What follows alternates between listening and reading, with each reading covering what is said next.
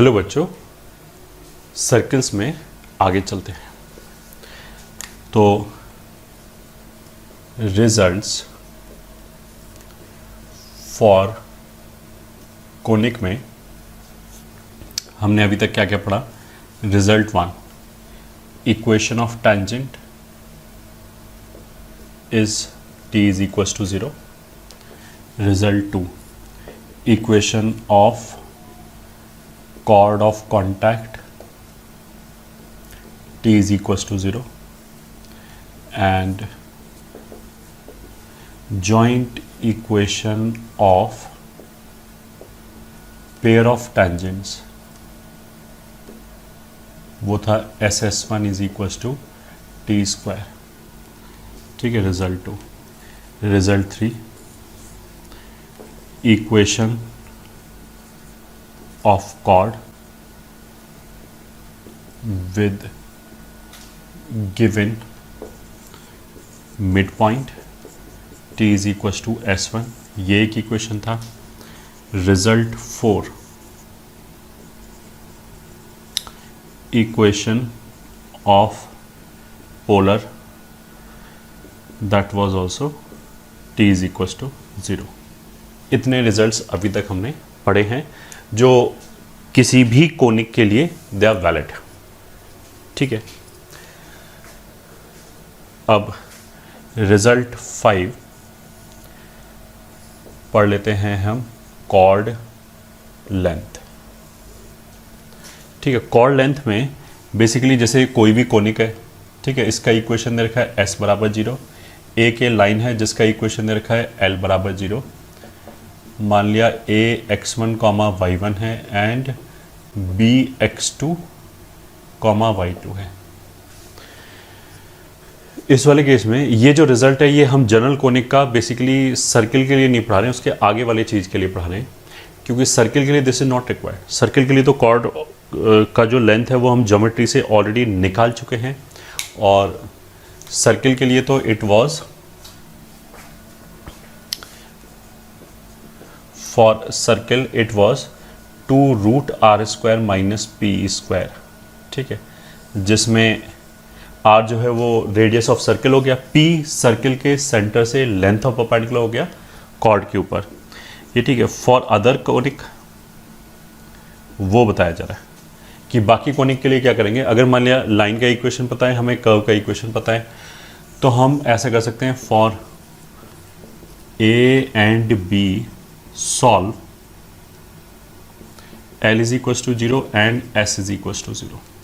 उसका मतलब सॉल्व करने की कुछ भी नहीं, हमने y निकाल के मान लिया इसमें रख दिया, तो यहाँ से एक x में क्वाड्रेटिक आ गया जिसके roots of course x1 and x2 होगा। ठीक है।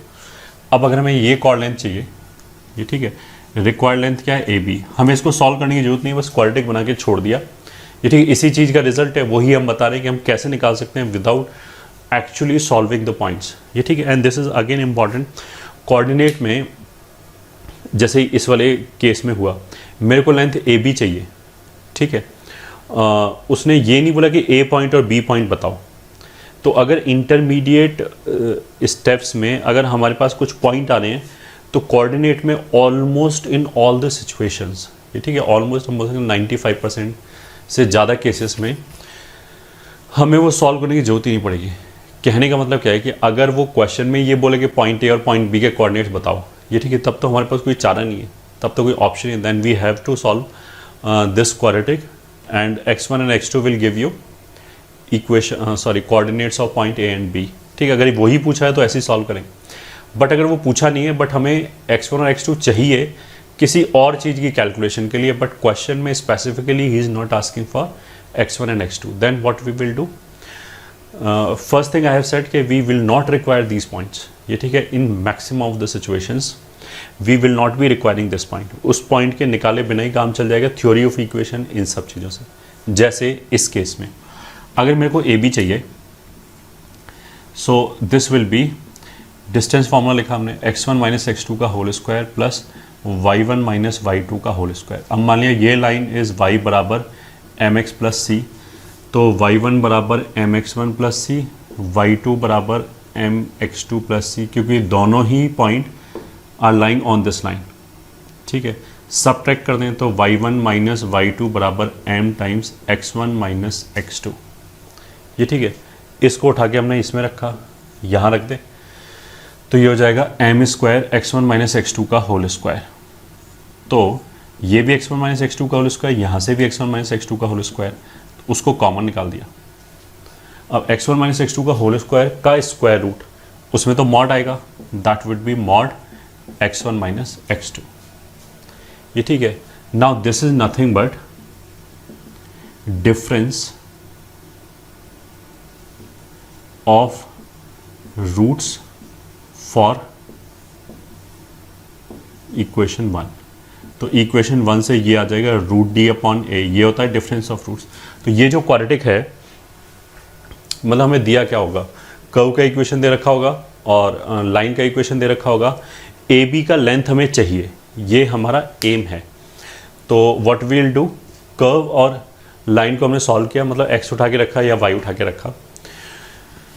अगर मान लिया हमने y उठा के रखा तो x बचेगा इक्वेशन में, तो x में क्वाड्रेटिक आएगा। उस क्वाड्रेटिक को हमने बस केवल डिफरेंस ऑफ रूट्स निकाला, ये ठीक है। डिफरेंस ऑफ रूट्स कितना होता है, रूट डी अपॉन ए। तो डिस्क्रिमिनेंट कैलकुलेट कर सकते हैं। a तो इसका जो एक्स स्क्वायर का कोफिशिएंट होगा वो a है, उससे ये वाली चीज़ कैलकुलेट हो गई। लाइन का इक्वेशन पता है तो स्लोप हमें पता ही होगा, ये आ जाएगा, ठीक है। अच्छा, अगर हम मान लिया x उठा के रखें और यहाँ से y में क्वाड्रेटिक बनाएं, क्वाड्रेटिक इन y, ये मान लिया दूसरा इक्वेशन, तो फिर हम कुछ भी नहीं, हम इसी में x1 माइनस x2 को उठा के सब्सटीट्यूट कर दिया। अगर मेरे को y का क्वाड्रेटिक पता है तो इसके रूट्स हो जाएंगे y1 y2, ठीक है। तो यहाँ से हमने x1 x2 को एलिमिनेट कर दिया, यहाँ से उठा के रखोगे तो this can also be written as 1 plus 1 upon M square mod y1 minus y2। अगर y1 माइनस y2 लिया तो फिर इस वाले क्वाड्रेटिक के डिफरेंस ऑफ रूट्स आएगा। लॉजिक वही है, x में क्वाड्रेटिक बनाया तो डिफरेंस ऑफ रूट्स उसी इक्वेशन का निकाला एंड 1 प्लस एम स्क्वायर आएगा। y में क्वाड्रेटिक बनाया तो रूट्स उसी इक्वेशन का निकाला and 1 plus 1 upon M square आएगा, ऐसे करके आएगा, ठीक है। एक तो ये रिजल्ट हो गया, ये प्रोसीजर हो गया, मतलब इसको हम याद रखेंगे, ऐसे निकालेंगे। And again, as I have said, this we will be using in case of parabola, ellipse, hyperbola. Circle में we won't require because geometry will help us, और इससे हम डायरेक्टली कैलकुलेट कर सकते हैं कॉर्ड लेंथ की अगर बात उठेगी तो।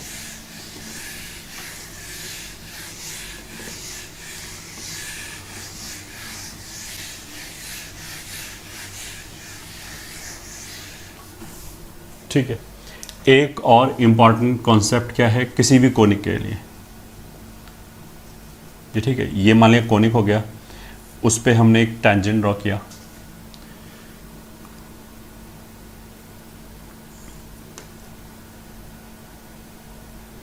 ठीक है। किसी पॉइंट से मान लिया एक पॉइंट P है, ये कोनिक है, और एक लाइन L है, एक दूसरा पॉइंट Q दे रखा है, यहाँ से हमने परपेंडिकुलर ड्रॉप किया, ठीक है। वो फुट ऑफ परपेंडिकुलर मान लिया n है, ठीक है। Q एक गिवन पॉइंट है, P ऑफ कोर्स गिवन है। मान लिया हमें डिस्टेंस Pn चाहिए, ठीक है।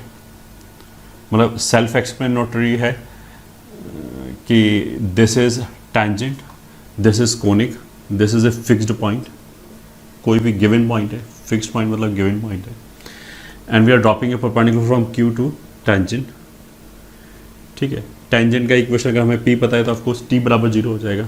Now what we require is Pn, मेरे को Pn चाहिए। तो Pn निकालने का एक तरीका क्या हो सकता है कि अगर हमें पॉइंट P पता है, ये भी गिवन पॉइंट है, बस एक कोनिक के ऊपर है, ये ठीक है। दिस इज ए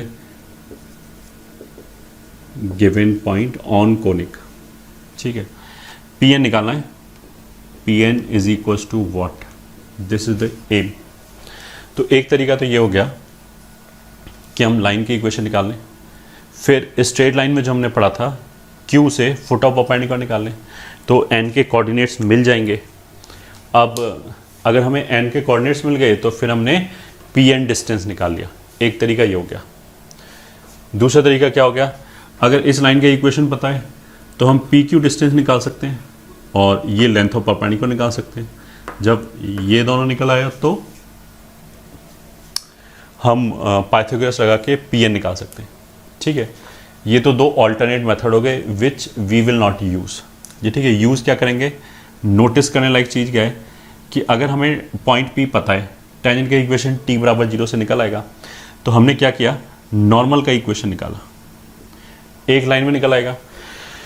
क्योंकि अगर हमें टेंजेंट का स्लोप पता है तो उसका मतलब क्या है, नॉर्मल का भी स्लोप पता है, और पॉइंट पी पता है तो नॉर्मल की इक्वेशन आ जाएगी स्लोप पॉइंट फॉर्मूला यूज़ करके। अब नॉर्मल की अगर इक्वेशन आ गया तो ये 90 डिग्री हो गया। हमने उस नॉर्मल पे क्यू से परपेंडिकुलर ड्रॉप किया, मतलब हमने क्या किया, क्यू से परपेंडिकुलर ड्रॉप किया। ये ठीक है, तो ये 90, ये 90, ये 90, तो ये भी 90 हो गया। उसका मतलब क्या है कि ये एक रेक्टेंगल हो गया।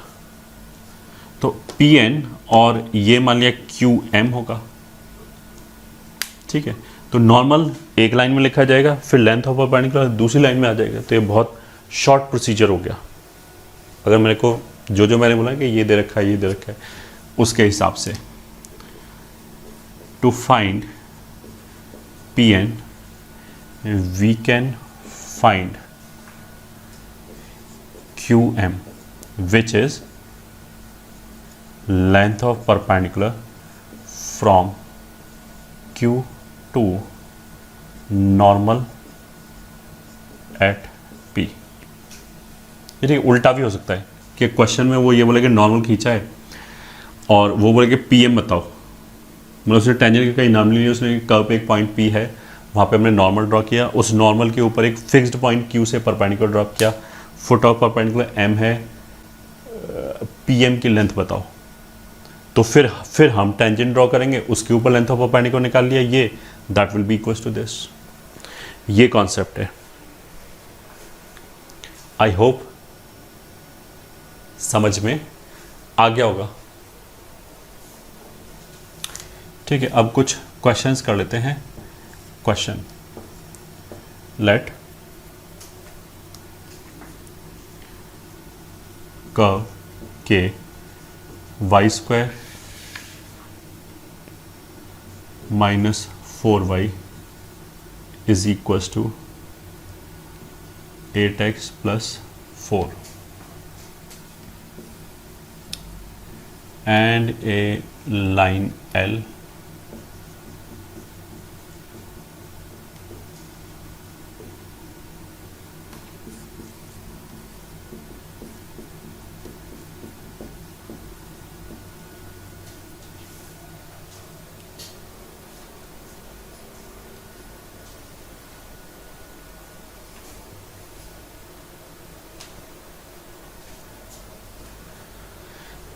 is given, then find first part whether L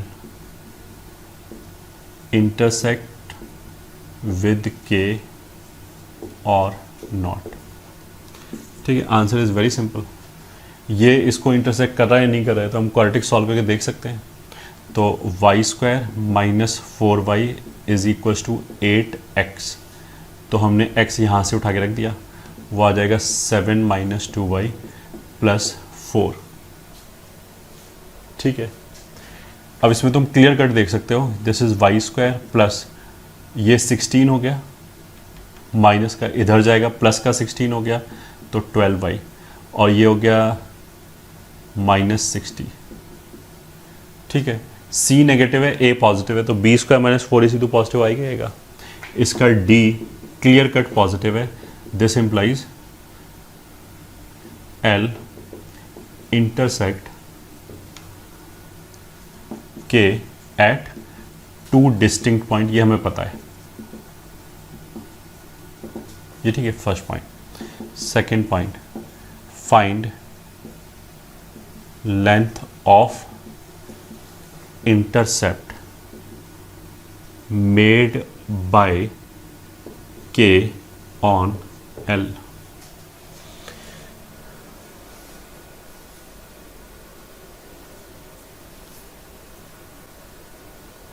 ठीक है, पहले पार्ट में तो हमने ये चेक किया कि वो इंटरसेक्ट कर भी रहा है या नहीं कर रहा है, तो आंसर मिल गया कि कर रहा है।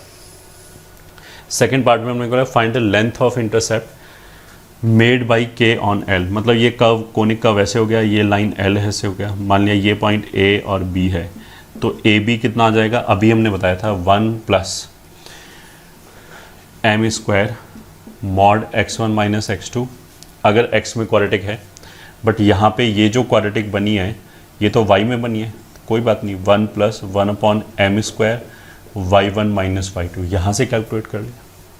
सो this is equals to root over 1 plus slope, line कहाँ है, यहाँ पे, तो इसका स्लोप कितना है, माइनस हाफ, तो m इज इक्वल्स टू कितना है, माइनस हाफ लाइन का स्लोप, तो 1 अपॉन एम कितना हो जाएगा 2, तो ये कितना हो जाएगा 4, मतलब यहाँ से कर रहे हैं, ये वाली चीज़ यूज़ कर रहे हैं, ठीक है। मॉड y1 माइनस y2, मतलब इसका discriminant root d which is B square minus 4ac upon upon a is 1, ठीक है। This is root d upon a, difference of roots for this, क्योंकि y में क्वाड्रेटिक बनाए तो हमने y1 माइनस y2 यूज़ कर लिया।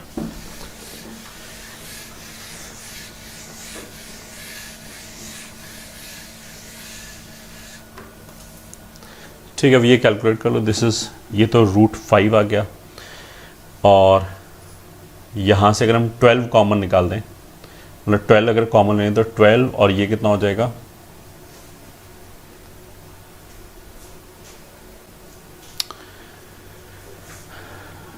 20 अगर मैंने 12 कॉमन लिया तो यहाँ कितना बचेगा 20 और 12 32,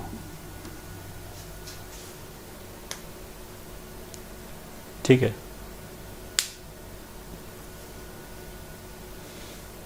तो 32 मतलब 2 रेज़्ड टू पावर 5 6 7, और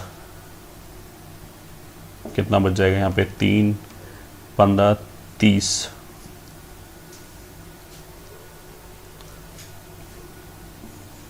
8 रूट 60, ये आ जाएगा ए बी का लेंथ, ठीक है। थर्ड पार्ट, मतलब ये जो नंबर्स हैं ये तो इमेटीरियल हैं, ये तो ऐसे ही है। What you should focus on is कि हम अप्रोच क्या लगा रहे हैं। कोऑर्डिनेट हमने पहले शायद बोला था कि कैलकुलस हो गया, ट्रिग्नोमेट्री हो गया, इन सब में सबसे इजी पार्ट कौन सा है, कोऑर्डिनेट। उसका क्वेश्चन हो तो जाएगा ही ये, ठीक है, मैक्सिमम क्वेश्चन हो जाएंगे। कुछ क्वेश्चन तो खैर टफ तो कहीं पे ही बन सकता है, बट बहुत ज़्यादा टफ क्वेश्चन बनता नहीं है। मैक्सिमम क्वेश्चन कोऑर्डिनेट में प्रोसीजरल होते हैं, ठीक है। बस अब एक दिक्कत क्या होगी कि हमें ऐसा हो सकता है कि मेरे को फील ना आए कि यार इतनी कैलकुलेशन कौन करेगा, तो उसका आंसर 2 है कि मतलब कैलकुलेशन तो ऑफकोर्स तुम ही करोगे अगर मार्क्स चाहिए तो। सेकंड थिंग, जब हम घर पे बैठ के कैलकुलेशन नहीं कर सकते तो एग्ज़ाम में तो हमसे बिल्कुल नहीं होगी ये, ठीक है। वहाँ तो और ज़्यादा लिथार्जी होगी, वहाँ तो और ज़्यादा अर्जेंसी होगी। तो घर पे जब हम सॉल्व करें तो we should make a point कि हम लास्ट स्टेप तक सॉल्व करें पूरा, ठीक है, पहली बात। और दूसरी बात कि कुछ क्वेश्चंस में अप्रोच ऑल्सो मैटर्स, कि हमने एक चीज़ हमारे दिमाग में क्लिक किया, हमें लगा यार ये पूरा करेंगे तो बहुत कैलकुलेशन हो जाएगा, तो हो सकता है कि दूसरा कोई अप्रोच हो जिससे वो बहुत जल्दी सॉल्व हो जाए। तो हम उन्हीं अप्रोचेस को, स्टैंडर्ड अप्रोचेस को बताने की कोशिश कर रहे हैं, ठीक है। Third point, find mid point of A B, ये ठीक है, इसी का मिड पॉइंट निकालना है। मतलब क्वेश्चन क्या है कि हमने एक लाइन लिया एल, उसने इस कर्व को मान लिया ए और बी पे कट किया, फिर ए और बी का मिड पॉइंट क्या होगा ये निकालना है, ठीक है। तो हम ऐसे कर सकते हैं, फर्स्ट इक्वेशन इम्प्लाइज, मतलब ये calculation he I am using, but of course question तो ये फ्रेश है, अलग क्वेश्चन है, तो इसमें भी हमें क्या करना पड़ेगा, वैसे क्वाड्रेटिक बनाया और y square plus 12y minus 60 is equals to 0, ये क्वाड्रेटिक बन गया। यहीं से सम ऑफ रूट्स कितना हो जाएगा -12, तो y1 प्लस y2 बाई 2 कितना हो जाएगा -6, ठीक है। अब ये जो लाइन L है, M यहाँ पे है, ठीक है, ए बी, ठीक है। तो ये जो चीज़ है y1 प्लस y2 तो मिड पॉइंट है, y1 प्लस y2/2 तो ए बी का मिड पॉइंट हो गया, तो ये तो y कोऑर्डिनेट ऑफ m हो गया। अच्छा, ये जो लाइन है that is x plus 2y is equal to 7, तो इस लाइन के ऊपर तो m भी लाई करता है, तो उसका मतलब क्या है कि xm प्लस 2ym बराबर 7, तो x coordinate of m will be 7 minus 2y coordinate of m which is 7 plus 12, minus 6 रखा तो प्लस 12, तो दिस इज 19, या mid point is 19 comma minus 6। ये ठीक है, we need not to solve this quadratic equation, this we should understand. Without quadratic को solve किए point निकाल सकते हैं। थर्ड पॉइंट हो गया। Fourth point, if tangents at A and B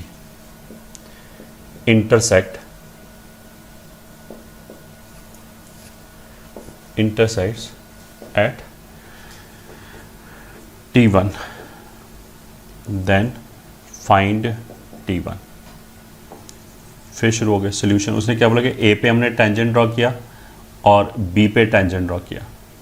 मान लिया जो इसका पॉइंट ऑफ इंटरसेक्शन है वो T1 है,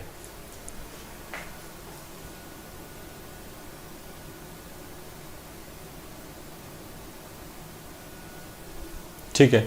तो हमें T1 चाहिए, T1 चाहिए मतलब इस पॉइंट के कोऑर्डिनेट्स चाहिए। तो देखो एक अप्रोच तो हमारे दिमाग में क्या आ सकता है, लेंथी अप्रोच, कि हमें लाइन का इक्वेशन पता है, कर्व का इक्वेशन पता है, ठीक है, हम दोनों को सॉल्व कर लें। जैसे ये क्वाड्रेटिक आ गया, इस क्वाड्रेटिक को सॉल्व कर लें तो y1 और y2 आ जाएगा, उसको उठा के हम लाइन की इक्वेशन में रखें तो x1 और x2 आ जाएगा। मतलब पॉइंट्स ए और बी निकाल लिया। अब पॉइंट्स ए और बी निकालने के बाद हमने उस पर टेंजेंट का इक्वेशन लिख लिया, t बराबर 0 करके ये लाइन आ गया a के रिस्पेक्ट में, और t बराबर 0 जब क्या b के रिस्पेक्ट में, तो ये दूसरा लाइन आ गया। फिर ये जो दोनों लाइन आया इनको सॉल्व कर लिया तो T1 आ जाएगा। दिस इज मतलब जिससे बोलना है लेंथी अप्रोच, हमने कोई दिमाग नहीं लगाया, जो जो बोल रहे हैं वो करते चले गए, ठीक है। सेकेंड अप्रोच इज कि फॉर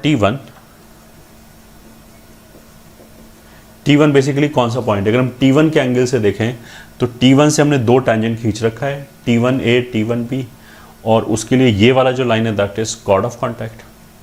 तो for T1 AB is chord of contact, ठीक है।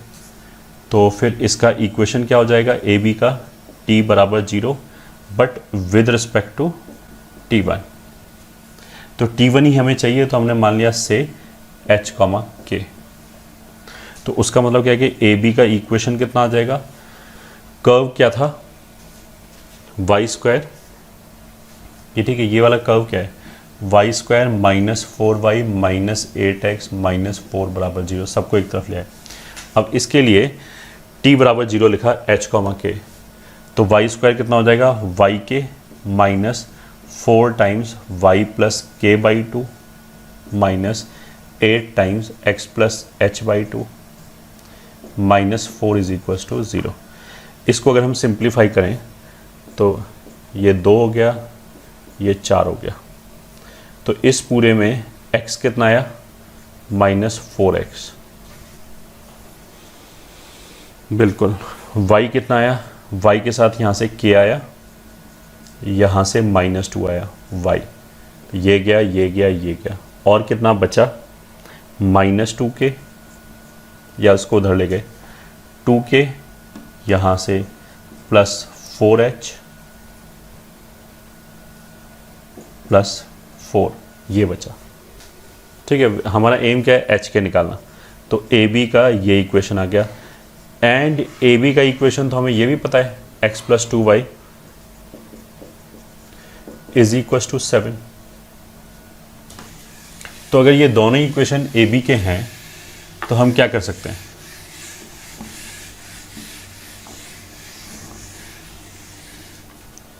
हम कंपेयर कर सकते हैं कोफिशिएंट। तो आ जाएगा कंपेयरिंग कोफिशिएंट,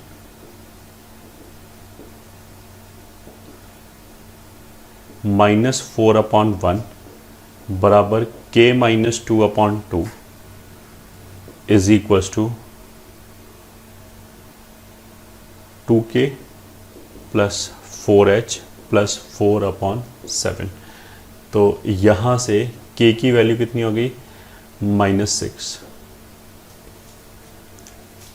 ये हो गया -8, इसको इधर लगे -6। ठीक है, इन दोनों जगह से 7 इधर गया -28, 2k मतलब -12 प्लस 4h प्लस 4। तो 4 से ये 1 हो गया, ये 3 हो गया, ये 7 हो गया। तो h कितना हो गया, -5। सही बोला है? हाँ। तो रिक्वायर्ड पॉइंट T1 कितना हो गया, -5, -6। ये आंसर हो गया।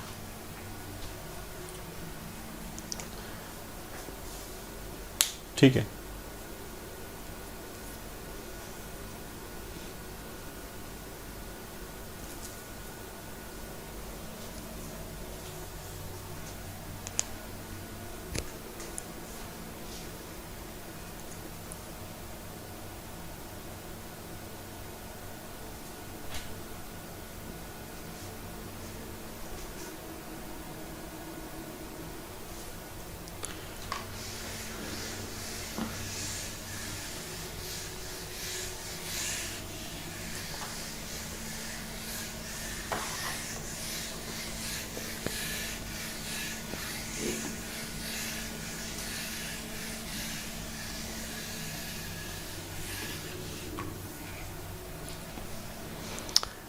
आगे चलते हैं। नेक्स्ट है, चलो ये पढ़ लेते हैं पहले, फैमिली ऑफ सर्कल्स। ठीक है, फैमिली ऑफ सर्कल्स का पर्पस क्या है, ये हमने फैमिली ऑफ स्ट्रेट लाइन में ही बोला था कि जो फैमिली ऑफ कर्व्स है, family of circle, family of straight line, इनका पर्पस क्या है, क्यों पढ़ते हैं इनको। तो उसका आंसर हमने ऐसे बोला था कि देखो, फैमिली का मतलब क्या है कि अगर मान लिया हमें एक सर्कल का इक्वेशन निकालना है, तो जिस फॉर्म में इंफॉर्मेशन दे रखा है, मतलब जैसे सर्कल का इक्वेशन निकालने के लिए हो सकता है वो 3 पॉइंट दे दे, हो सकता है सेंटर और रेडियस दे दे, या और कोई पॉइंट दे दे, मतलब और कोई इन्फॉर्मेशन दे दे कि एक हमने डायमीटर दे दिया और एक पॉइंट दे दिया। तो फैमिली का मतलब ये होता है कि कैलकुलेशन को रिड्यूस करना, और इन सर्टेन सिचुएशंस जिस फॉर्म में इक्वेशन दे रखा है उसी के हिसाब से हमने एक इक्वेशन लिख लिया जो हमारा रिक्वायर्ड सर्कल का है, ताकि हमें कैलकुलेशन कम करना पड़े। ठीक है, तो अब जो इन्फॉर्मेशन है वो कई तरीके का हो सकता है, बट मैक्सिमम स्ट्रेट लाइन में जैसे हमने क्या बोला था, फैमिली ऑफ लाइन तो ऐसा भी होता है विद स्लोप 3, स्लोप 5, या वाई इंटरसेप्ट 7 इस पॉइंट से पास कर रहा है। बट उसमें जो सबसे ज़्यादा काम की चीज़ है, जो हमारे लिए सबसे ज़्यादा यूज़फुल होगा, जो सबसे ज़्यादा यूज़ होगा, वो क्या होगा, family of straight line passing through a fixed point. ये ठीक है, मतलब उसमें ऐसे बोलते हैं L1 और L2 के पॉइंट ऑफ इंटरसेक्शन से पास करने वाली लाइन। अब एग्जैक्टली उसी तरह की चीज़ यहाँ पे होगी। सर्कल में भी कई तरह के हम फैमिली ऑफ सर्कल्स लिख सकते हैं, बट उसमें सबसे काम की चीज़ क्या होगी, जब उसमें ये दिया जाएगा family of circle passing through point of intersection of given line and given circle, या फिर 2 गिवन सर्कल्स। तो उससे क्या होगा कि 2 पॉइंट मिल जाएंगे। अगर मान लिया 2 सर्कल इंटरसेक्ट कर रहा है, तो 2 सर्कल 2 पॉइंट में इंटरसेक्ट करेगा, उन दोनों पॉइंट से पास करने वाले सर्कल का फैमिली। तो पहली बात तो फैमिली कहाँ से आ गया, वो इसलिए आ गया कि अगर हमें 2 ही पॉइंट दिया जाए कि इन दोनों पॉइंट से पास कर रहा है, तो 2 पॉइंट से तो ऐसे इन्फाइनाइट सर्कल्स पास कर सकते हैं। तो फैमिली ऑफ सर्कल का मतलब यही है कि without much calculation I want to write a circle which is passing through these 2 points. ये ठीक है, ऑफ कोर्स वो एक पैरामीटर में आएगा, उस पैरामीटर का वैल्यू हम चेंज करेंगे, तो we will get different circles passing through those 2 points. या फिर ऐसा भी हो सकता है, एक सर्कल दे दिया हमने, एक लाइन दे दिया, और उनके इंटरसेक्शन पॉइंट से पास करने वाला सर्कल। ये ठीक है, लॉजिक बिल्कुल सेम है। वहाँ पे L1 प्लस लैम्डा L2 बराबर 0 होता था, यहाँ पे भी S1 प्लस लैम्डा S2 बराबर 0 हो जाएगा, या फिर लाइन एंड सर्कल है तो S प्लस लैम्डा L बराबर 0 हो जाएगा। ठीक है, अब उसी को हम लिखेंगे। तो case 1, family of circles passing through point of intersection, points of intersection of a circle S is equals to 0 and a line L is equals to 0 can be given as S plus lambda L is equals to 0. Very simple, मतलब एक circle दे रखा है S बराबर 0, ठीक है, इसको एक line cut कर रहा है L बराबर 0, मान लिया इन दोनों पॉइंट्स पे A और B से।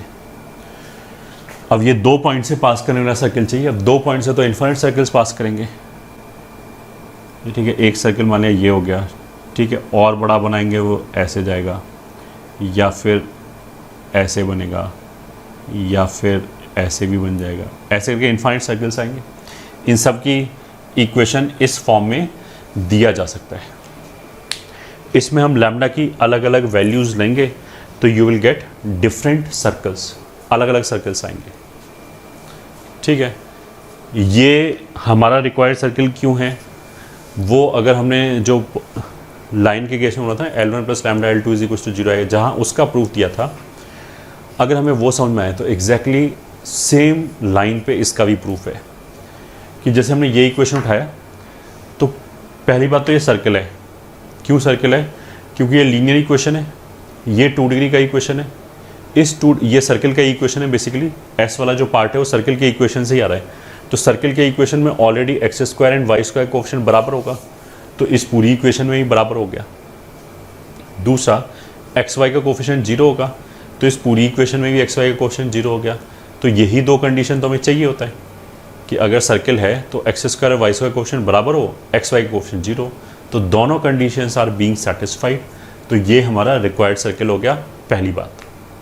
दूसरी बात, अगर हमने पॉइंट ऑफ इंटरसेक्शन उठाया मान लिया ए, तो ए के कोऑर्डिनेट्स रखने पे जो पॉइंट ए है वो तो इस सर्कल पे भी लाई कर रहा है और इस लाइन पे भी लाई कर रहा है, तो जो पॉइंट ए है वो सर्कल, कौन सा सर्कल जो दे रखा है एस बराबर 0, उसको भी सेटिस्फाई करेगा, लाइन को भी सेटिस्फाई करेगा एल बराबर 0। तो जब हम ए के कोऑर्डिनेट्स रखेंगे तो ये और ये एल, ये वाले पार्ट अपने आप 0 हो जाएगा, लैम्डा चाहे कुछ भी हो। तो उसका मतलब क्या है कि लैम्डा की हर वैल्यू के लिए this point will be satisfying this equation. अब जैसा ए पास कर रहा होगा ऐसे बी पास कर रहा होगा, मतलब जैसे ए सेटिस्फाई करेगा वैसे बी सेटिस्फाई करेगा, तो ए और बी से पास करने वाला सर्कल हो गया, हैंस रिक्वायर्ड सर्कल हो गया, ठीक है। अब इस वाले केस में और क्वेश्चन किस टाइप का बन सकता है, हम बोले कि स्मॉलेस्ट सर्कल बताओ, तो ऑफ कोर्स जो स्मॉलेस्ट सर्कल होगा उसके लिए तो ए बी डायमीटर होगा, और जिसके लिए ए बी डायमीटर होगा उसका सेंटर इसी लाइन ए बी पे लाई कर रहा होगा। तो हम ऐसे कर सकते हैं, इससे सेंटर निकाला हमने, और मतलब इन्फॉर्मेशन किसी भी फॉर्म में दिया हो सकता है। उसने बोला कि एक सर्किल है जो s बराबर 0 एंड l बराबर 0 के पॉइंट ऑफ इंटरसेक्शन से पास कर रहा है and is also passing through 1,1। तो जैसे ही उसने बोला कि s बराबर 0 एंड l बराबर 0 के पॉइंट ऑफ इंटरसेक्शन से पास कर रहा है, इतना क्वेश्चन पढ़ते ही हमें उस सर्किल को क्या अज्यूम करना चाहिए, s plus lambda L is equal to 0। फिर उसने बोला कि 1,1 से भी पास कर रहा है, तो हमने 1,1 इसमें सेटिस्फाई करा दिया। अगर 1,1 हमने इसमें सेटिस्फाई करा दिया तो लैम्डा की वैल्यू आ जाएगी, ठीक है। या जो दूसरा हम बोले थे कि वो सर्कल बताओ जो सबसे छोटा है, तो उसके लिए A B ends of diameter होगा, तो हमने क्या किया, पहले सर्कल ऐसे ही माना, इसका सेंटर निकाला लैम्डा के टर्म्स में, फिर उस सेंटर को उठा के, उस सेंटर के कोऑर्डिनेट्स आ जाएंगे, उसको उठा के वापस हमने एल के अंदर रख दिया, तो लैम्डा की वैल्यू आ जाएगी, ठीक है।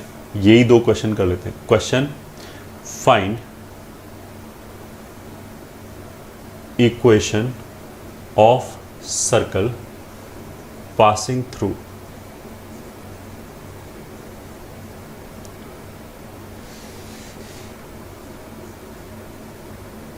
Point of intersection.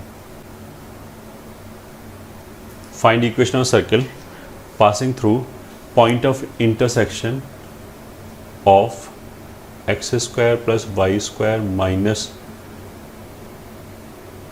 8x बराबर 0 and x plus 2y is equals to 4, which first part passes through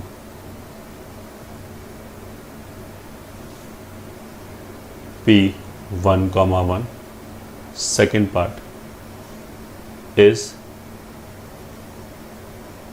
smallest possible circle.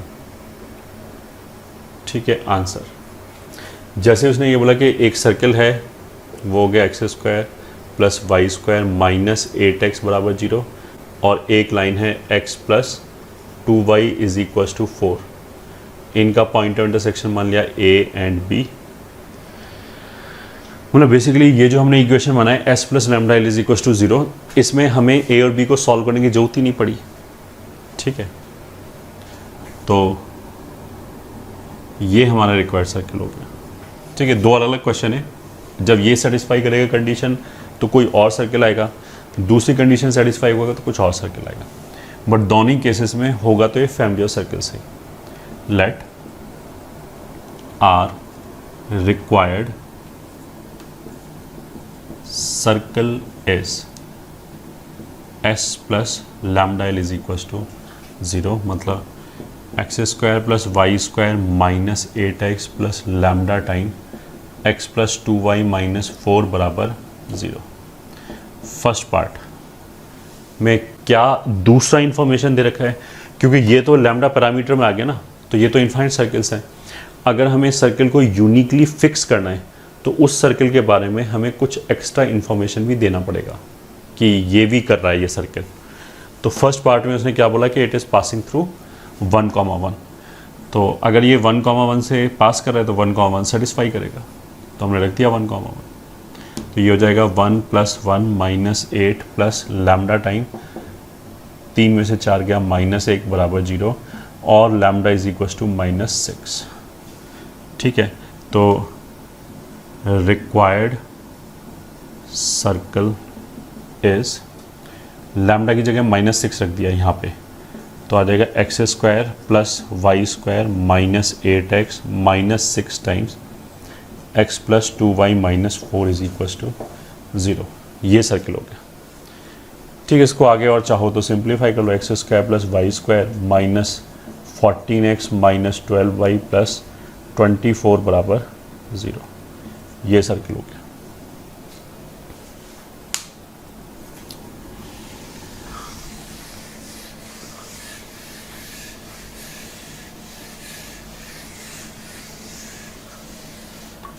ठीक है, दूसरा पार्ट क्या है, इज स्मॉलेस्ट पॉसिबल सर्कल.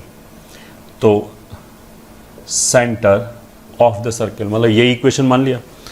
अब इसका सेंटर कितना होगा, सेंटर होता क्या है माइनस जी कॉमा माइनस एफ. माइनस जी क्या होता है, एक्स का कोफिशिएंट सर्कल की इक्वेशन में 2gx होता है. ये ठीक है, वो भी एक्स स्क्वायर का कोफिशिएंट 1 बनाने के बाद. तो एक्स स्क्वायर का कोफिशिएंट ऑलरेडी 1 है और कहीं है ही नहीं एक्स स्क्वायर, तो ये तो ठीक है. x का कोफिशिएंट अगर 2gx है, मतलब x का कोफिशिएंट अगर 2g है तो उसका हाफ g उसका नेगेटिव माइनस g, वो हमारे सेंटर के x कोऑर्डिनेट में रिफ्लेक्ट होगा.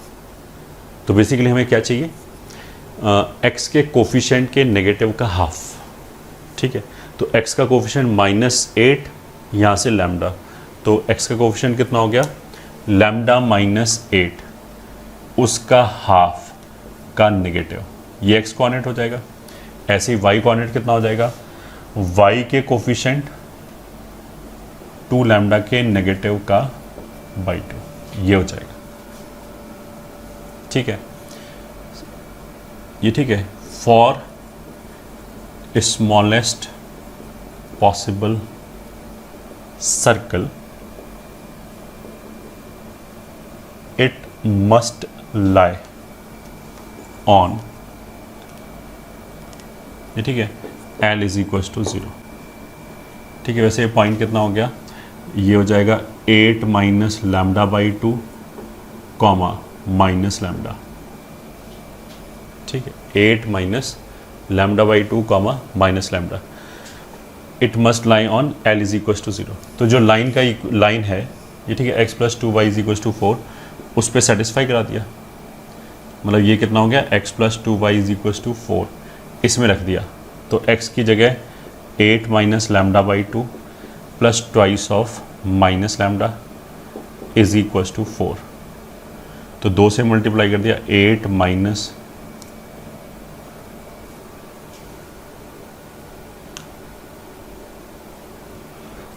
Minus lambda minus 4 lambda is equals to 8। अब ये कैंसिल हो गया, लैम्डा इज इक्वल्स टू 0 आ गया। लैम्डा इज इक्वल्स टू 0 आने का मतलब क्या हो गया कि बाई चांस, मतलब ये तो गायब ही हो गया, यही सर्कल आ गया जो दे रखा था। अब बाई चांस क्या हो गया, ये सर्कल इसका सेंटर कितना हो गया 4,0, वो ऑलरेडी इस लाइन के ऊपर लाई कर रहा है। तो मतलब यही स्मॉलेस्ट सर्कल है, या फिर ये जो लाइन है वो इस सर्कल का ऑलरेडी डायमीटर है। तो स्मॉलेस्ट सर्कल यही पॉसिबल है। ठीक, तो required circle is x² plus y² minus 8x बराबर। ये ठीक है, मतलब गिवन सर्कल ही हो गया। ठीक है, ये हो गया।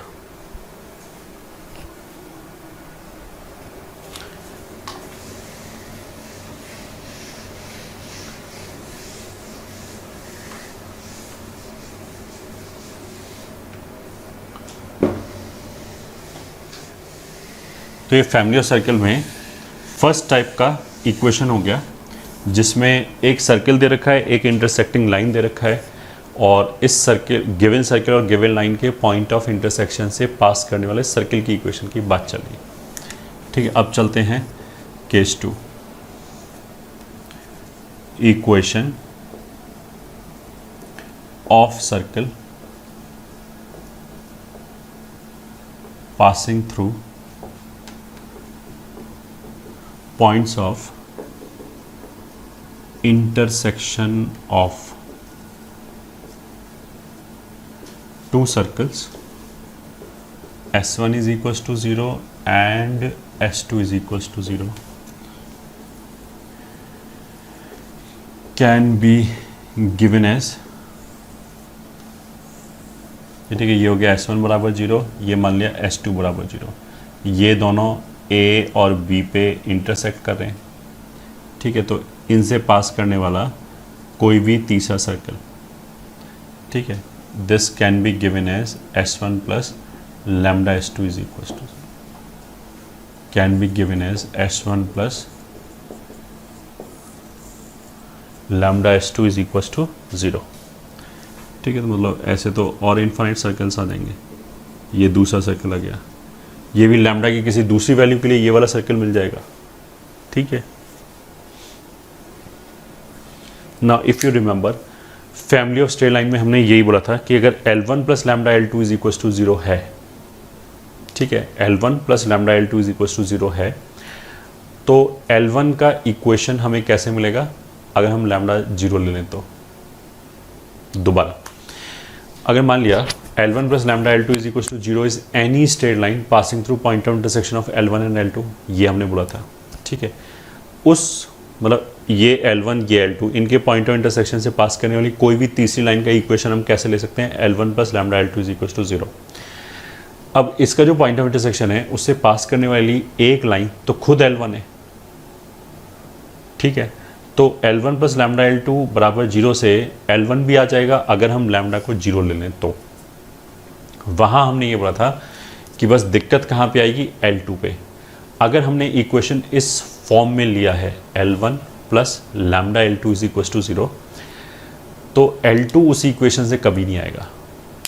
ठीक है, exactly on the same line कि यहाँ पे S1 और S2 के पॉइंट्स ऑफ इंटरसेक्शन A और B है, इससे पास करने वाले किसी भी जनरल सर्कल को I can take S1 plus lambda S2 is equals to 0। ठीक है, जिसके अंदर एक पैरामीटर है लैम्डा, और अगर हमने कोई भी दूसरा इंफॉर्मेशन दिया उस इंफॉर्मेशन को यूज़ करके लैम्डा आ जाएगा। लैम्डा आ जाएगा तो मतलब सर्किल फिक्स हो जाएगा। अब ए और बी से पास करने वाला एक सर्किल तो खुद S1 भी है, ठीक है। तो S1 कैसे आ जाएगा? अगर लैम्डा की वैल्यू 0, अगर लैम्डा की वैल्यू 0 है तो यहाँ से यही वाला सर्किल खुद आ जाएगा, S1 बराबर 0 खुद आ जाएगा, ठीक है। First thing. सेकेंड थिंग, इस इक्वेशन में बस कमी क्या है, S2 नहीं आएगा, ये ठीक है, क्योंकि दिख रहा है अगर लैम्डा 0 हो गया तो S2 खत्म हो गया, S1 बचा। अब अगर मेरे को S2 चाहिए तो S1 खत्म होना चाहिए, तो S1 तो इसमें ख़त्म हो नहीं सकता जिस फॉर्मेट में ये लिखा हुआ है, ठीक है। तो अगर मान लिया हमने बोला कि एक सर्किल है जो S1 और S2 के पॉइंट ऑफ इंटरसेक्शन से पास कर रहा है and it also passes through 1,1, तो हम सर्किल का इक्वेशन ऐसे मान लेंगे जैसे इसने बोला S1 एंड S2 के पॉइंट ऑफ इंटरसेक्शन से पास कर रहा है। बाकी क्वेश्चन हमने पढ़ा ही नहीं, पहले तो हमने उसका इक्वेशन माना S1 plus lambda S2 is equal to 0। फिर उसने बोला कि 1,1 से पास कर रहा है तो हमने 1,1 रखा, इसमें लैम्डा के लिए आ जाएगी। अब अगर बाई चांस 1,1 इसी सर्किल पे लाई कर जाए S2 पे, मान लिया 1,1 ये पॉइंट है, तो थियोरेटिकली हमारा आंसर S2 होना चाहिए। बट जब 1,1 इसमें रखोगे तो क्या होगा, S2 वाला पार्ट 0 हो जाएगा, S1 0 होगा नहीं, तो यहाँ से एब्सर्ड रिलेशन आ जाएगी, ठीक है। यहाँ से एब्सर्ड रिलेशन मतलब क्या आ जाएगा, लैम्डा तो गायब भी हो जाएगा, क्योंकि अगर पॉइंट 1,1 S2 पे लाई कर रहा है तो S2 0 हो जाएगा 1,1 रखने पे, तो लैम्डा भी साथ में लेके चला जाएगा वो, तो you will get something like 4 बराबर 0, क्योंकि S1 तो 0 हुआ नहीं। तो ये जो एब्सर्ड रिलेशन आया, this should give you the hint कि शायद जो सर्किल आ रहा है वो S2 ही आ रहा है, ठीक है, एक तरीका।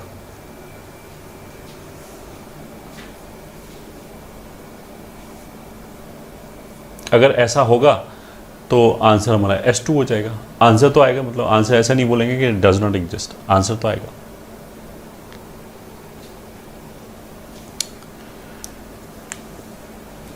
एक चीज़ तो ये होगी। दूसरा, अगर देखो इसमें हमने A के कोऑर्डिनेट्स रखे, तो A पॉइंट तो इस सर्किल के ऊपर भी है एंड इस सर्किल के ऊपर भी है, दोनों सर्किल्स के ऊपर है।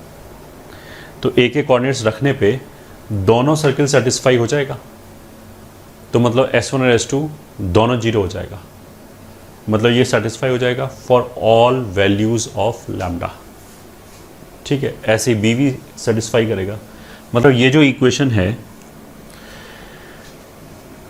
ये A and B will always satisfy, चाहे कोई भी लैम्डा हो। उससे तो हमें ये पता लगेगा कि this is A curve which passes through A and B, जैसे कोनिक कर्व, क्योंकि ये 2 डिग्री के एक्सप्रेशंस हैं तो कोनिक कर्व आ जाएगा which passes through A, B। अब ये हमारा रिक्वायर्ड सर्किल है, ये कैसे पता लगा, क्योंकि S1 के अंदर x² लिखा होगा, इसके अंदर भी x² लिखा होगा, x² y² दोनों कोफिशिएंट सेम ही होगा, तो यहाँ से x² y² का कोफिशिएंट कितना आ जाएगा, मतलब यहाँ पे x² की वजह से 1 आ गया, यहाँ पे x² की वजह से लैम्डा आ गया, तो x² का कोफिशिएंट कितना हो जाएगा, वो हो जाएगा 1 प्लस लैम्डा। y² का कोफिशिएंट कितना हो जाएगा, वो भी हो जाएगा 1 प्लस लैम्डा। तो x² और y² का कोफिशिएंट बराबर है, xy आएगा ही नहीं, hence this is a required circle, ठीक है। बस इसमें एक छोटा सा दिक्कत क्या हो गया, वो जो x² का कोफिशिएंट आया 1 प्लस लैम्डा, अगर वो 0 हो जाए, ऐसा तो हो सकता है लैम्डा की वैल्यू हमने -1 ले ली तो वो 0 हो जाएगा। अगर 1 प्लस लैम्डा 0 हो जाए, उसका मतलब क्या होगा कि this equation will convert into a linear equation, क्योंकि x² y² गायब भी हो गया उसमें से। अब ये जो लीनियर इक्वेशन है ये ठीक है, वो तो एक लाइन को रिप्रेजेंट करेगा, बट ये हम पहले ही बोल चुके हैं कि लैम्डा चाहे कुछ भी हो, A and B will always satisfy. तो ये लाइन AB से पास करने वाली लाइन होनी चाहिए, ठीक है, क्योंकि A और B को सेटिस्फाई कर रहा है। कब, जब लैम्डा -1 है। -1 होने से क्या होगा कि x² कैंसिल हो जाएगा, तो ये जो इक्वेशन है इसका इक्वेशन हम ऐसे ही बता सकते हैं, S1 minus S2 is equal to 0। क्या है ये S1 minus S2 is equal to 0?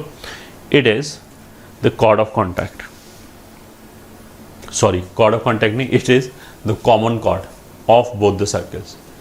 ये जो लाइन है ये इसके लिए भी कॉर्ड है, इसके लिए भी कॉर्ड है, तो कॉमन कॉर्ड का इक्वेशन किसी भी दो इंटरसेक्टिंग सर्कल्स के लिए कॉमन कॉर्ड का इक्वेशन कितना हो जाएगा? S1 minus S2 is equal to 0। ठीक है, S1 minus S2 is equal to 0 कैसे आएगा? दोनों की इक्वेशन में पहले एक्स स्क्वायर के कोफिशिएंट को 1 बनाया, मतलब सेम बनाया, तभी तो सब्ट्रैक्ट करने पे एक्स स्क्वायर जाएगा। अब मान लिया एक सर्किल की इक्वेशन में हम एक्स स्क्वायर कोफिशिएंट 2 ले लें, दूसरे वाले में 3 ले लें, फिर घटा दें, तो वो तो एक्स स्क्वायर बचा रहेगा, फिर तो वो कोई सर्किल ही आएगा ए और बी से पास करने वाला। तो अगर हमने एक्स स्क्वायर कोफिशिएंट 1 बना लिया, उसके बाद लिखा है S1 minus S2 is equal to 0, तो एक लाइन आएगा, वो लाइन क्या आएगा? Common chord. ठीक है, बस यही छोटी मोटी बातें लिख लिया। Equation of common chord of given circles S1 बराबर 0 and S2 is equal to 0 can be given as, ये ठीक है, दिस इज ए बी का इक्वेशन।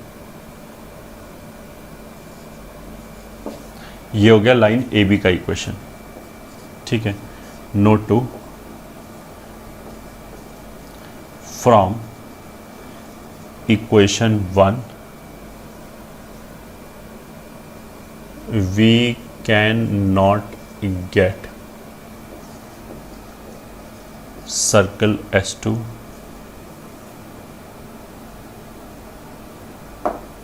ठीक है। S1 तो मिल जाएगा, अगर लैम्डा का वैल्यू हम 0 ले लें तो S2 कभी नहीं मिलेगा।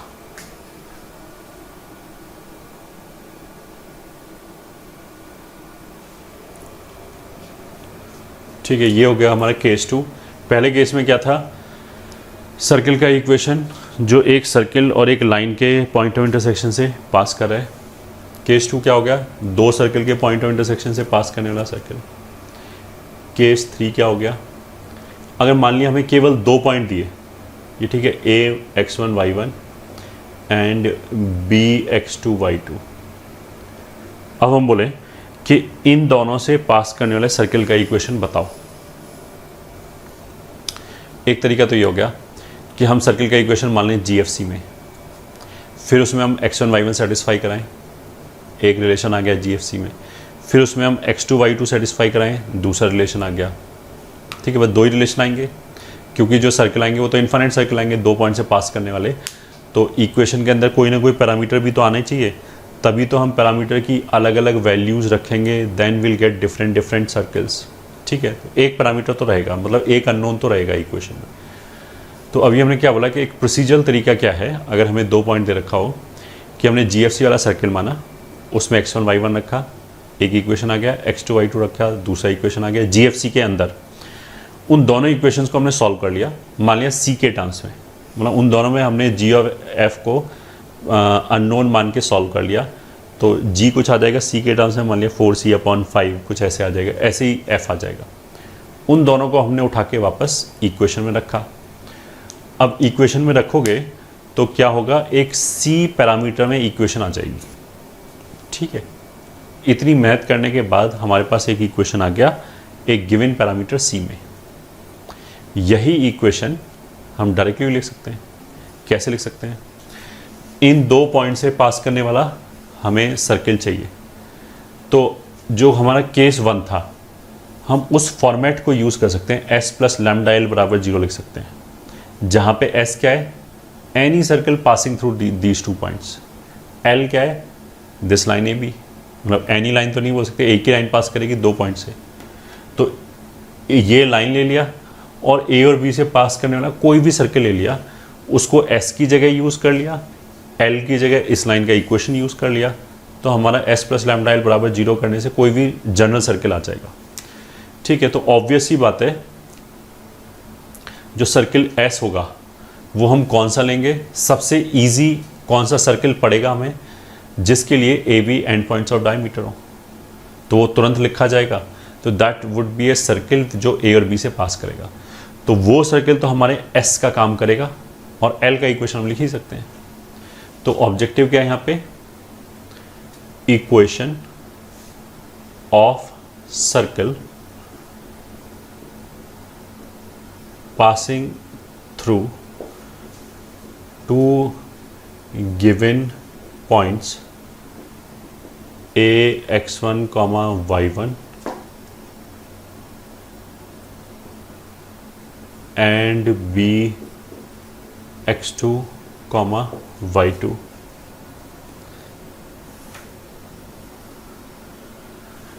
equation of circle passing through two given points can be given as s plus lambda l बराबर 0।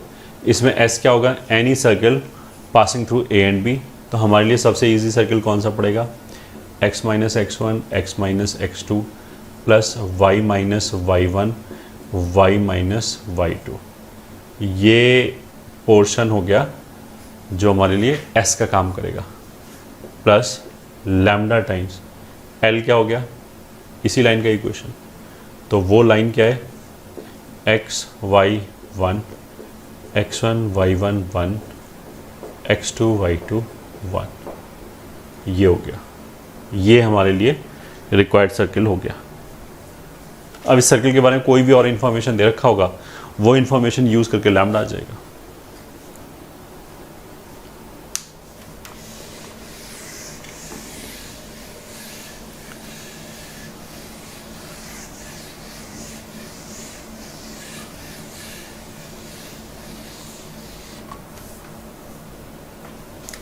ठीक है, C4 क्या है, एक लाइन दे रखा है L बराबर 0, उसके ऊपर एक पॉइंट दे रखा है A x1 कॉमा y1। ठीक है, अब अगर हम बोले इस लाइन को इस पॉइंट पे टच करने वाले सर्कल का इक्वेशन, तो ऐसे करके इनफाइनाइट सर्कल्स आ जाएंगे वापस, इधर भी ऐसे करके। तो इस सर्कल का इक्वेशन हम कैसे लिख सकते हैं, सही है। तो क्या बोला गया, equation of circle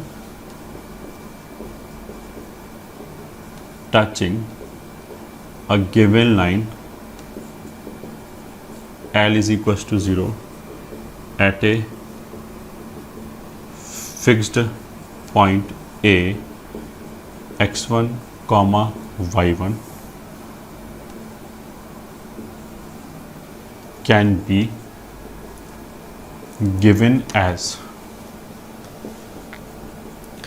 x minus x1 का square plus y minus y1 का square plus lambda times L बराबर 0। इसको हम ये बोल सकते हैं, ये तो s लिखा है, ये लैम्डा L बराबर 0 लिखा है। ये s मतलब ये कौन सा सर्कल हो गया, सर्कल का इक्वेशन हो गया s बराबर 0, मतलब x माइनस x1 का whole square plus y minus y1 का whole square is equal to 0। x minus x1 का whole square plus y minus y1 का whole square is equal to 0। तो बेसिकली एक पॉइंट सर्कल हो गया जिसकी radius 0 है। ठीक है, तो हम बोल सकते हैं ये पॉइंट सर्कल और इस लाइन के इंटरसेक्शन वाले पॉइंट से पास करने वाला पॉइंट सर्कल तो एक ही पॉइंट पर कट करेगा, ये आ गया। इसको क्रूडली हम यहाँ से भी एक्सप्लेन कर सकते हैं कि इस वाले केस में तो क्या था, सर्कल ऐसे पास कर रहा था ए और बी से। अब मान लिया हम बी को ऐसे चलाना चालू कर दें, तो सर्कल ऐसे बनेगा, फिर ऐसे बनेगा, फिर ऐसे। ठीक है, जब बी बिल्कुल ए पे आ जाएगा, ये दोनों पॉइंट ऐसे कोलैप्स हो जाएंगे, तो जो सर्कल ए और बी से पास हो रहा होगा वो भी इस लाइन को टच करने लग जाएगा।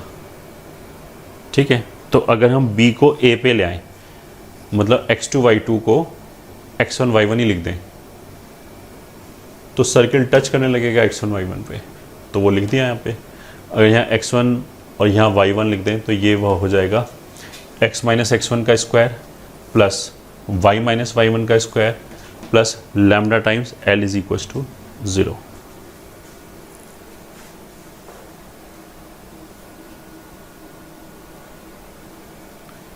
ठीक है, अब ये वाला जो वैसे मेथड है, this can also be used, जो हमने शुरू में बोला था ना कि अगर 3 पॉइंट्स दे रखे हैं और हमें अगर सर्कल का इक्वेशन लिखना हो तो कैसे लिखेंगे। तो अब ये भी एक तरीका हो गया मेथड लिखने का, सॉरी सर्कल का इक्वेशन लिखने का एक मेथड हो गया। कैसे लिखेंगे, अगर हमें 3 पॉइंट दे रखे हैं तो हम ऐसे कर सकते हैं, उनमें से कोई भी 2 पॉइंट उठा के ऐसे सर्कल का इक्वेशन लिख लिया, तीसरा पॉइंट सेटिस्फाई कराया और लैम्डा का वैल्यू निकाल लिया तो आ जाए। ये भी एक इजी तरीका है।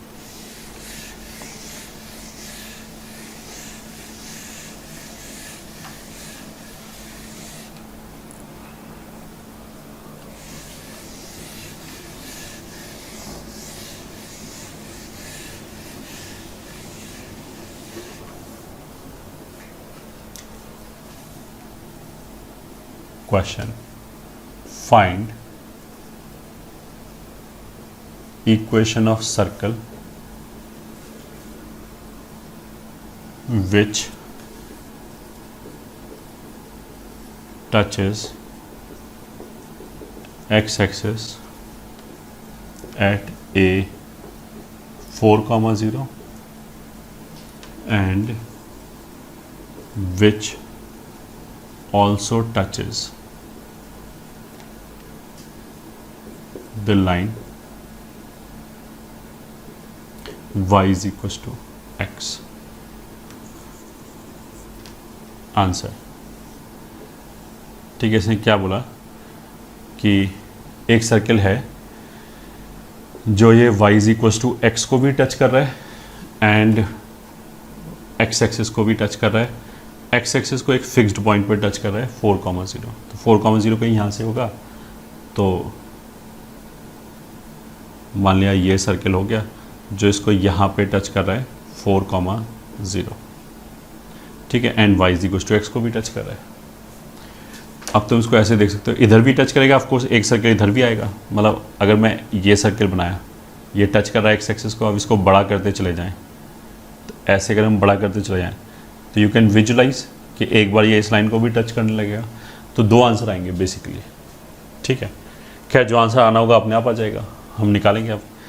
तो अभी तो हमने क्या लिखा कि एक सर्कल है जो एक गिवन लाइन को, ये लाइन क्या है x एक्सिस, इसका इक्वेशन क्या होता है y बराबर 0, ये ठीक है, ये इसका इक्वेशन है x एक्सिस का इक्वेशन। तो इस लाइन को एक फिक्स्ड पॉइंट पे टच करने वाले सर्कल का इक्वेशन लिखा, मतलब इसको 1 मिनट के लिए भूल जाओ, फैमिली और सर्कल से इस सर्कल का इक्वेशन लिखा जो x एक्सिस को इस पे टच कर रहा है। तो वो अभी हमने लिखाया था फैमिली और सर्कल से x माइनस x1 का whole square plus y minus y1 का whole square plus lambda times l बराबर 0। तो यहाँ पे x1 y1 तो हो गया x माइनस 4 का स्क्वायर प्लस y माइनस 0 का square plus lambda times line की इक्वेशन कितनी है y बराबर 0, ये हो गया, ठीक है। इसको लिख सकते हैं x square minus 8x plus y square plus lambda y plus 16 is equal to 0। ये देखिए, इसमें हम लैम्डा अलग अलग रखेंगे, you will get different circles. हमें इंटरेस्ट कौन से सर्कल में, हमें इंटरेस्ट उस सर्कल में है लिखने में जो इस लाइन को टच करे। अब एक सर्कल अगर एक लाइन को टच कर रहा है तो टेंजेंसी कंडीशन P बराबर R होता है, सही है। एक सर्कल अगर एक लाइन को टच कर रहा है तो ज्योमेट्री के रिजल्ट से हमने क्या प्रूव किया था कि उसकी टेंजेंसी कंडीशन कितना होता है P बराबर R। मतलब सर्कल के सेंटर से अगर हमने उस लाइन पे परपेंडिकुलर ड्रॉप किया तो उस परपेंडिकुलर का लेंथ सर्कल की रेडियस के बराबर आना चाहिए, ठीक है। तो सेंटर और रेडियस चाहिए होगा, तो अब सेंटर लिखा, सेंटर कितना हो जाएगा 4 माइनस लैम्डा बाई 2, ठीक है। अच्छा, वैसे लैम्डा केवल यहीं पे आ रहा है और अननोन है तो हम ऐसे भी कर सकते हैं 2 लैम्डा लिख लिया, तो यहाँ 2 लिखने की जरूरत नहीं पड़ेगी, ठीक है। वैल्यू अपने आप एडजस्ट हो जाएगा। खैर अभी तो ऐसे ही लिखा है दिया। रेडियस कितना आ जाएगा root g square plus f square minus c 16, ठीक है। तो ये कैंसिल हो जाएगा, दिस विल बी रेडियस वही आ जाएगी mod lambda by 2, root of x square mod x होता है, ठीक है। अब अगर हमने P बराबर R लगाया, P बराबर क्या हो गया, ये जो लाइन है, ठीक है, x माइनस वाई बराबर 0, इसके ऊपर इससे लेंथ ऑफ परपेंडिकुलर तो आ जाएगा 4 माइनस लैम्डा बाई 2, ठीक है, whole divided by root A square plus B square. तो x का कोफिशिएंट 1 है, y का कोफिशिएंट -1 है, तो 1 स्क्वायर प्लस 1 स्क्वायर इतना हो गया, is equals to radius which is lambda by 2, ठीक है। तो दिस इम्प्लाइज कितना हो जाएगा, ये माइनस माइनस प्लस, तो 4 प्लस लैम्डा बाई 2 का mod upon 2 is equals to lambda by 2 का मॉड। वैसे तो इस वाले 2 को उड़ा सकते हैं ऐसे, ठीक है, मॉड हटाया तो lambda is equals two plus minus 4 plus lambda by 2 ऐसे लिख सकते हैं। अगर हमने लिया प्लस साइन तो लैम्डा बराबर 8 आ जाएगा, अगर हमने लिया माइनस साइन तो लैम्डा बराबर 8/3 आ जाएगा। तो ये जो 2 इक्वेशन आए हैं वो बेसिकली 2 वैल्यूज़ आए, वो एक इस सर्कल के लिए, एक इस सर्कल के लिए, इसलिए 2 आंसर आए। यहाँ पे माइनस हो जाएगा,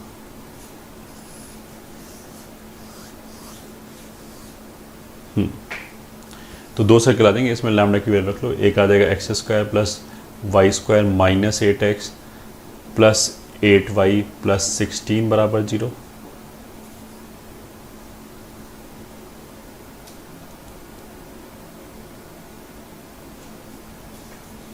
और दूसरा आ जाएगा x square plus y square minus 8x minus 8/3y plus 16 बराबर 0।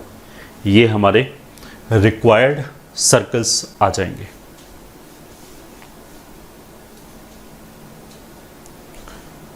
ठीक है,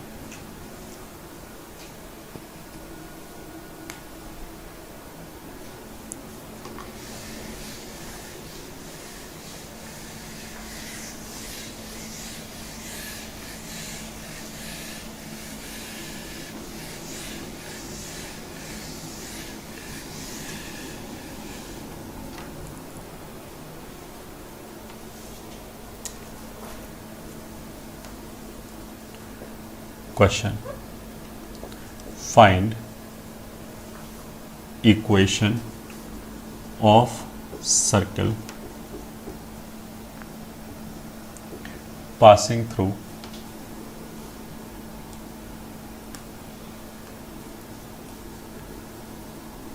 points of intersection of x square plus y square is equals to 4 and या 16 and x square plus y square minus 6x minus 8y।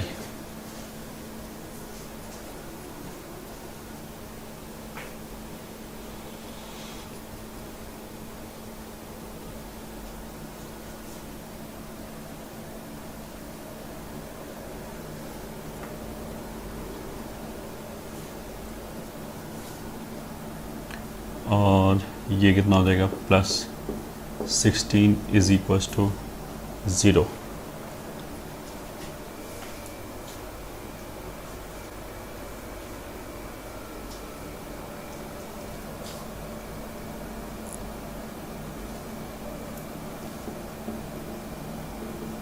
such that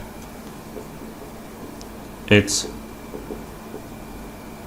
circumference is bisected by the given circles। ठीक है, तुम अब ऐसे देखो, मान लीजिए एक सर्कल है और इसकी सरकमफ्रेंस को अगर कोई दूसरा सर्कल बाइसेक्ट कर रहा है, इसका मतलब क्या है कि वो जो दूसरा सर्कल होगा वो उन पॉइंट से पास कर रहा होगा ठीक है, जो इसके लिए डायमीटर होगा। ठीक है, तो अगर ऐसा हो गया तो ये सर्किल इस सर्किल की सरकमफ्रेंस को बाइसेक्ट कर रहा है, आधा ये आधा ये। तो उसका मतलब क्या है कि इन दोनों सर्किल का जो कॉमन कॉर्ड होगा ये, ठीक है, वो जिस सर्किल की सरकमफ्रेंस बाइसेक्ट हो रहा है उसका डायमीटर होना चाहिए। ठीक है, तो अब क्वेश्चन क्या है? क्वेश्चन ये है कि दो सर्किल दे रखे हैं। ठीक है, मान लिया एक ये सर्किल हो गया और मान लिया एक दूसरा सर्किल ये हो गया।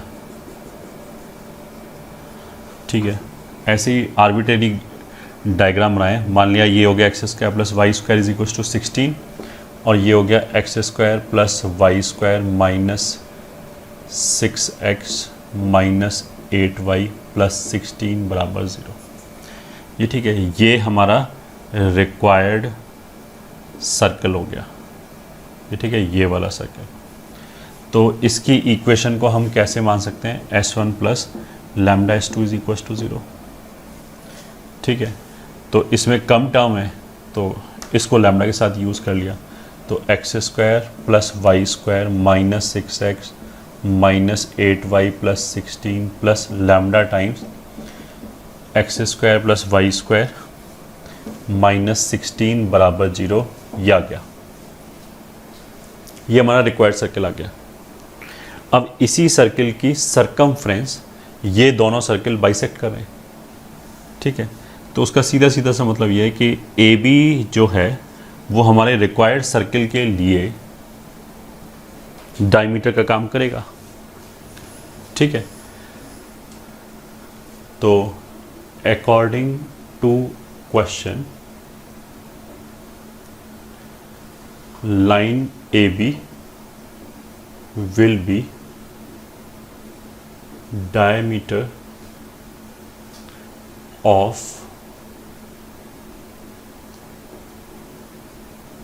required circle।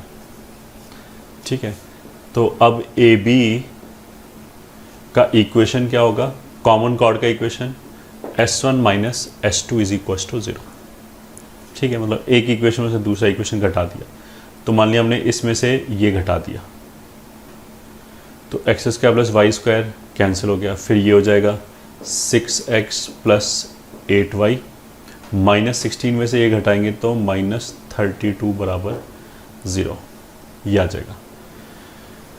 तो हमारा जो रिक्वायर्ड सर्किल है इसका सेंटर इस पे लाई करना चाहिए। अब इसका सेंटर कितना होगा? सबसे पहली बात तो एक्स स्क्वायर के साथ कितना आया? 1 प्लस लैम्डा। वाई स्क्वायर के साथ कितना आया? 1 प्लस लैम्डा और minus 6x minus 8y plus 16 times 1 minus lambda बराबर 0। तो इसका सेंटर कितना होगा? पहले एक्स स्क्वायर का कोफिशिएंट 1 बनाया तो 1 प्लस लैम्डा से डिवाइड कर दिया। फिर एक्स के कोफिशिएंट के नेगेटिव का हाफ तो आ जाएगा 3/1 प्लस लैम्डा और ये आ जाएगा 4/1 प्लस लैम्डा। ये ठीक है, ये इस लाइन पे लाई करना चाहिए तो हमने लाई करा दिया इसको उठा के। ठीक है, इसमें वैसे 3 4 16 ऐसे लिख लिया, मतलब 3x plus 4y is equal to 16। तो 3 times x is 3/1 plus lambda plus 4 times y 4/1 plus lambda is equal to 16। तो 16 और 9 25/1 plus lambda is equal to 16 और लैम्डा प्लस 1 बराबर 25/16। ठीक है, और lambda is equal to 25/16 minus 1 तो आ जाएगा 9/16। ये ठीक है, 9/16 रख दो तो आंसर आ जाएगा। इस इक्वेशन में यही सर्किल चाहिए ना हमें, तो इस इक्वेशन में लैम्डा की वैल्यू सब्स्टिट्यूट कर दिया, then will get the answer.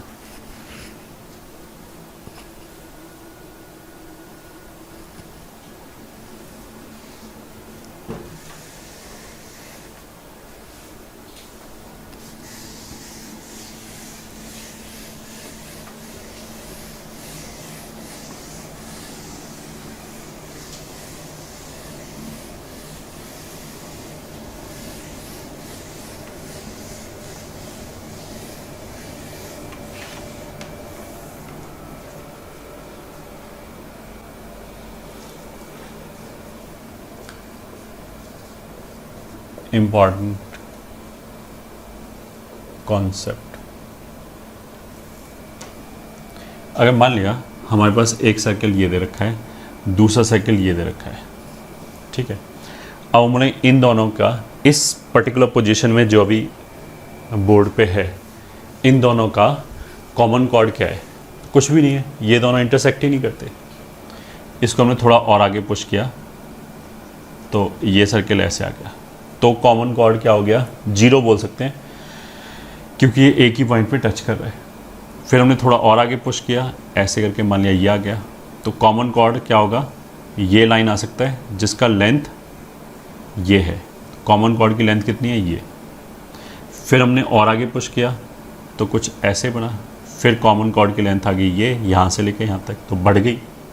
तो ऐसे ही करते रहे, करते करते एक सिचुएशन आएगा कि जब कॉमन कॉर्ड जो होगा वो हमारे इस छोटे वाले सर्कल के लिए डायमीटर हो जाएगा, तो ये मैक्सिमम पॉसिबल लेंथ आ गई। ये ठीक है, इससे बड़ी लेंथ आ ही नहीं सकती, क्योंकि जो भी कॉमन कॉर्ड होगा वो इस सर्कल पे तो लाई करेगा ही करेगा, इसकी तो कॉर्ड होगा ही होगा।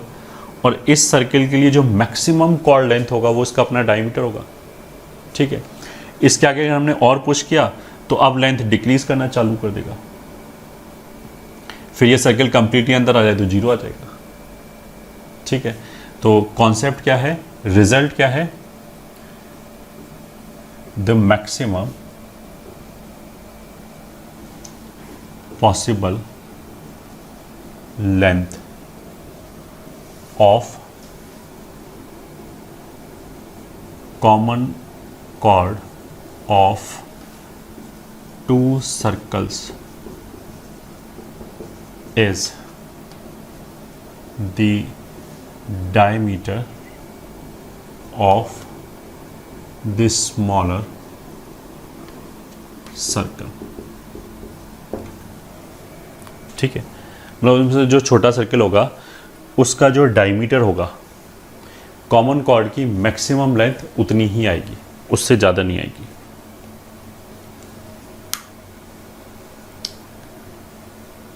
ठीक है। Question, late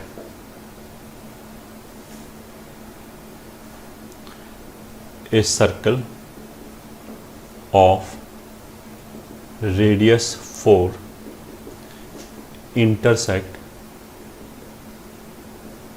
the circle x minus 1 square plus y plus 3 square is equals to 25 such that their common chord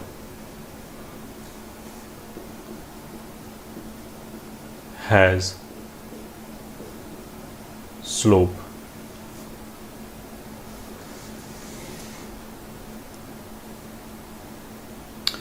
-2 and is of maximum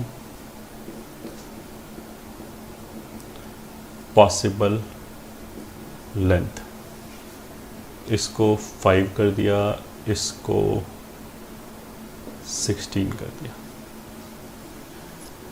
such that their common chord has slope -2 and is of maximum possible length, then find equation of the circle, ठीक है। मतलब इस वाले circle की equation निकालनी है जिसका radius 5 है, इसका रेडियस 5 है, इसका रेडियस 4 है, ठीक है। r² लिखा हुआ है, तो ऑफ कोर्स मैक्सिमम लेंथ कितनी होगी? इसका डायमीटर 8, तो जो कॉमन कॉर्ड होगा वो इसके लिए डायमीटर होगा, ठीक है। तो जो गिवन सर्कल है उसके लिए डायमीटर हो गया कॉमन कॉर्ड, और इसका स्लोप कितना बता रखा है? -2, ठीक है। और गिवन सर्कल जो है उसका सेंटर कितना हो गया?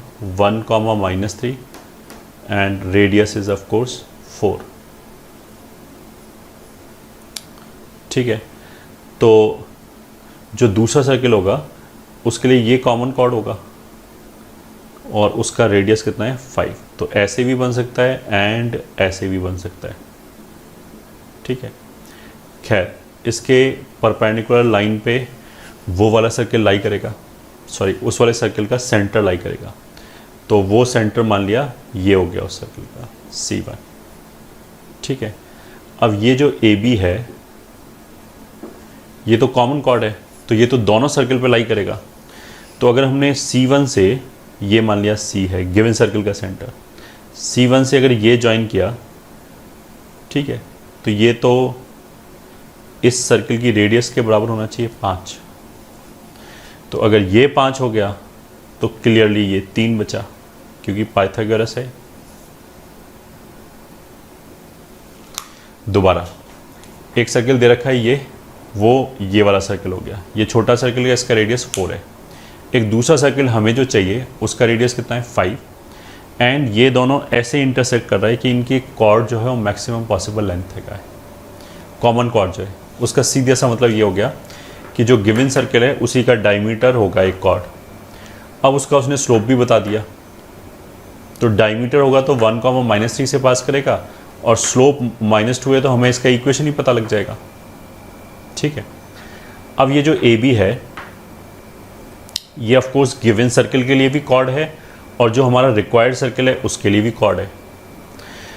तो इसका अगर हमने परपेंडिकुलर बाइसेक्टर निकाला तो वो सर्किल के सेंटर से जाएगा।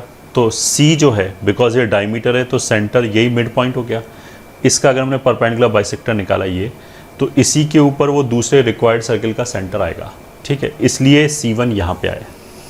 ठीक है, देन वी हैव सेड कि जो हमारा रिक्वायर्ड सर्किल है वो A से भी और B से भी पास करेगा, तो सेंटर से किसी भी पॉइंट जो सर्किल के ऊपर है उसका डिस्टेंस रेडियस के बराबर होगा। तो ये 5 हो गया, गिवन सर्किल का रेडियस 4 है, तो पाइथागोरस लगा के 3 आ गया। मतलब हम ये कर क्या रहे हैं, हमें बेसिकली जो गिवन अपना सर्किल चाहिए उसका रेडियस तो उसने पहले ही 5 बता रखा है, केवल सेंटर निकालना है। अब सेंटर हम निकालेंगे कैसे, ये परपेंडिकुलर लाइन है तो इसका स्लोप कितना हो गया, हाफ। ठीक है, अब हम सेंटर कैसे निकालेंगे, स्ट्रेट लाइन के पैरामीट्रिक फॉर्म को यूज़ करके, क्योंकि हमें एक बेस पॉइंट पता है 1, -3, ये ठीक है। तो centre of required circle will be, वो होगा H + R cos theta K + R sin theta, ये ठीक है। तो H के तो हो गया हमारा 1 और -3, H ये हो गया K। ठीक है, R हो गया कितने डिस्टेंस पे चाहिए, तो 3 इधर भी हो सकता है 3 इधर भी हो सकता है, ये ठीक है। तो R की वैल्यू होगी +-3 +-3 cos theta sin theta. tan theta अगर हाफ है, tan थीटा हाफ है तो ये √5 हो गया। तो cos थीटा कितना हो जाएगा 2/√5। ठीक है, tan पॉजिटिव है तो cos भी पॉजिटिव है, और sin थीटा कितना हो जाएगा 1/√5। इसको रख दिया हमने, इनटू यह आ जाएगा 2/√5 1/√5। ठीक है, ये हमारे सर्किल का सेंटर हो गया, रेडियस हो गया 5।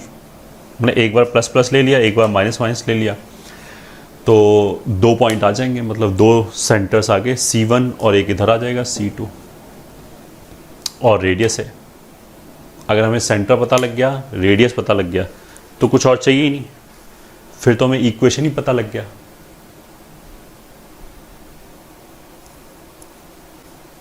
बस यही सॉल्व हो गया क्वेश्चन।